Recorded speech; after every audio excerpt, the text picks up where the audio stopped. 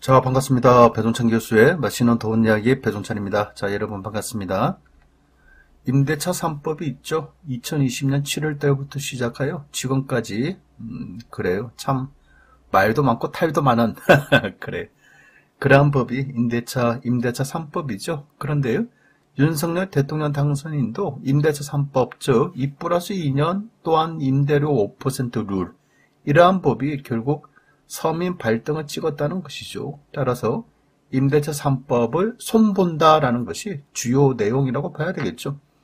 이처럼 임대차 3법, 가난한 세입자를 위해 만든 법이지만 실제적으로 세입자들을 또 서민들을 더 어렵고 힘들게 만들었죠. 특히 임대차 3법이 시행되기 이전에 전국과 서울의 전세금 안정적이었다라고 봐야 되겠죠. 특히 서울 주택 전세금 상승률인데요. 2016년도에 전세금 인상은 2.7%, 2019년도에는 0.1%밖에 전세 금액이 상승하지 않았다는 겁니다, 여러분. 어때요, 여러분? 딱 보시면 임대차 3법이 나오기 이전에 이처럼 서울의 주택 전세금 상승률은 오히려 떨어지고 있었다. 안정적으로 흘러가고 있었다라고 이렇게 말씀을 들을 수가 있다는 겁니다. 그런데요, 2020년 7월달 임대차 3법 시행한 이후에 12.4%나 됐고 2021년에는 10.1%나 전세 금액이 올랐다는 겁니다. 거의 전세 금액이 급등했지 않습니까? 그리고 전세금 상승으로 인해서 주택가격 상승까지, 그렇죠?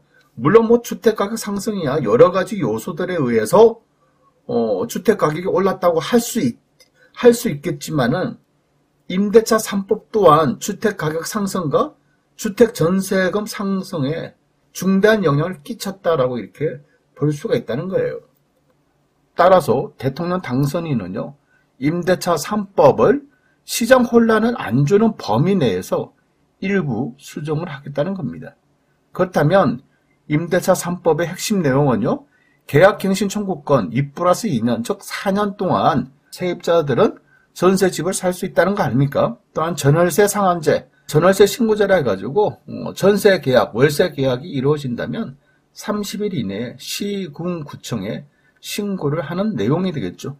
이러한 임대차 3법 중에서 수정 예상하는 첫 번째로 본다면 계약갱신 청구권이 되겠죠. 2+2년, 이 4년을 이제 앞으로는 2년 또는 3년으로 자율로 정하게 하겠다는 거예요. 또한 기존 전세 계약을 보증금을 일정 수준 이하로 올리면서 추가로 2년을 집주인이 보장을 해줄 경우에는 집주인에게 여러 가지 세제 혜택을 주는 인센티브 제도를 검토하겠다는 겁니다. 전월세 상한제라 해가지고 전 계약의 5% 이내의 상한제를 세입자와 집주인 간에 합의를 해서, 즉 자율에 맡겨서 3 내지 10%, 어떻게 보면 이제 최대 10% 내에 이제 전세 금액, 월세 금액을 올릴 수 있는, 이렇게 이제 하겠다는 거죠. 이렇게 함으로써 임대차 3법 폐지로 인한 사회적 충격을 완화하고 또한 과도하게 오른 전세금 및 매매 금액을 잡겠다는 생각과 임대차 3법에 의한 집주인과 세입자 간의 민사 분쟁을 해결하겠다는 취지로 여겨진다는 거죠. 자, 그렇다면요, 임대차 3법이 이처럼 수정이 되면, 개정을 한다면 부동산 시장은 어떻게 될까요? 그렇죠? 아마 이 부분이 가장 궁금하실 것 같은데요. 저 개인적인 생각을 말씀드리면, 첫 번째로 본다면 기간 연장에 따른 전세금 급등 현상은 이제는 일어나기가 힘들다는 이야기가 되겠죠. 즉 집주인들 입장에서는요, 전세 기간이 4년으로 늘어난 만큼 전세 금액을 중간에 올려야 되는데 이제 전세금을 올리지 못하는 거 아닙니까? 그런데 이러한 4년이 2년으로 축소가 된다면 늘어난 기간에 대한 전세금을 올려받아야 되겠다는 손실보상에 대한 전세금 급등을 말하기가 어렵게 되었다는 거예요. 어떻게 보면 전세금액 안정화에 오히려 도움이 될 수 있다는 얘기가 되겠죠.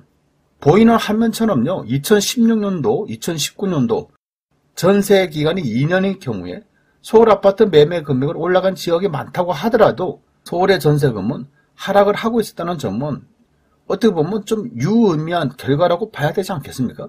따라서 서울 전세 기간은 다시 2년으로 할 경우에 부동산 시장의 흐름에 따라서 전세금이 오를 수도 있고 내릴 수도 있겠지만은 전반적인 흐름은 전세금 상승이 축소될 가능성이 많다라고 말씀을 들을 수가 있다는 겁니다. 즉 부동산 시장의 과도한 정부 개입에 의한 전세금 상승 현상을 이제는 막을 수 있을 것으로 보인다는 이야기가 되겠죠. 두 번째로 본다면요. 임대차 분쟁이 급 감소할 수 있다는 겁니다. 맞아요. 임대차 기간이 최대 4년으로 되는 바람에 그동안 얼마나 많은 집주인과 세입자 간에 분쟁이 있었냐는 거예요. 이제는 2년 또는 3년으로 전환되는 순간 이러한 분쟁은 사라질 것으로 보인다는 이야기가 되겠죠. 세 번째로 본다면 부동산 전세 시장을 그냥 민간 자율에 맡긴다는 거예요. 뭐 전세 금액이야 집주인과 세입자 간의 관계에서 계약 합의에 의해서 전세 금액이 산정되지 않습니까? 이처럼 그냥 민간 자율에 맡긴다는 거예요. 따라서 네 번째, 전세 매물이 정상적으로 증가될 가능성이 많아 보인다는 얘기입니다. 결국 전세 매물의 증가라는 것, 또한 전세 공급의 증가라는 것은 정부 입장에서는 임대아파트를 많이 짓든가 아니면 민간 건설업체들이 신축 아파트를 많이 짓든가 하면 주택 공급이 증가된다면 전세 또한 증가되는 거 아닙니까?